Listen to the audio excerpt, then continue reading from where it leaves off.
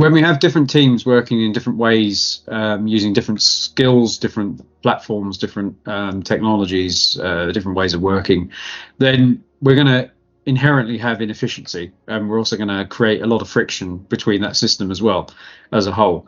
So the idea of bringing automation as a singular platform across all of those different components is the fact that we can then bring in an element of future proofing. We can start to standardize what we're doing. We can start to have one way of working, essentially, and that's the one that we're going to use going forward. So we can actually bring in an element of control in that sense to what's going on, and each part can operate individually, as it has done before, but it's just in terms of how we do it as a central core, that changes how it works. So it's no longer we'll engage with the different teams, it's we will use our central platform, and that's how we'll do our automation. That automation platform is still going to go into those different platforms and communicate with them, but now our point of entry has completely changed, and we have that ability and visibility to run that from one central place. So that becomes our way of doing this in the future. And of course that increases the scalability as well, because if you've got different teams doing different things, there's generally going to be a harder way of scaling up, because everyone's going to want to have their own say of different things.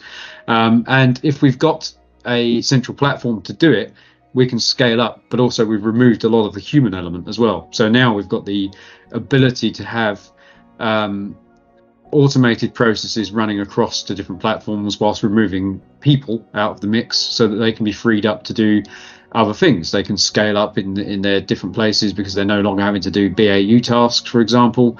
There's obviously going to be a lot more efficiencies in the way those teams are running together. So again, we can look at ways of getting more out of those teams than we were doing before, while they were having to do all the BAU tasks that are happening all over the business.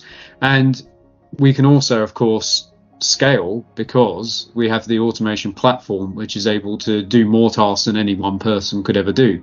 So if we have the automation in the cloud platform, for example, but we have no way of initiating that automatically from a central place, then we're still relying on a person ultimately to trigger that.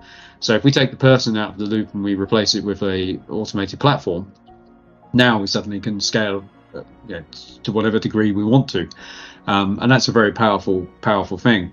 And of course, the continuous improvement elements come into that as well, where we have a focus shift in the culture. So we move from a culture of having to run BAU.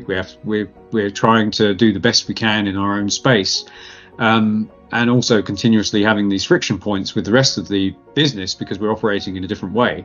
We can now effectively bridge those and replace them with the automation platform as a central point, and look at continuous improvement, because we can free up those same teams to innovate and spend their time building new processes, new procedures, new better structures within their platforms, rather than having to deal with all the continuous BAU that's coming through. So there's a really big shift in the culture there towards that continuous improvement, away from just BAU and trying to stay on top of things.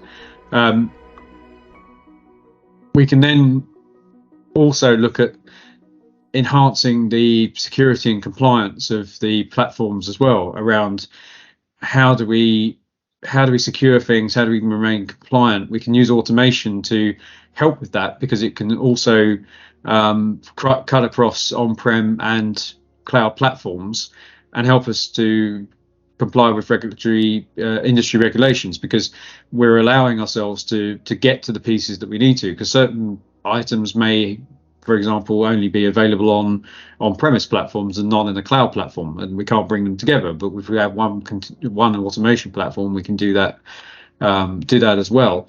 And in doing so, we're then creating ourselves a much more robust process for the future, and we can also increase security around that as well, by adopting better operational procedures.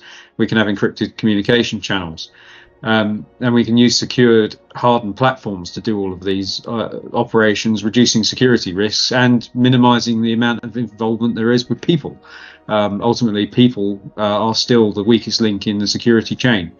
So by removing that as an element and replacing it with a singular automation platform, we can drastically increase our stance there of our security and our compliance.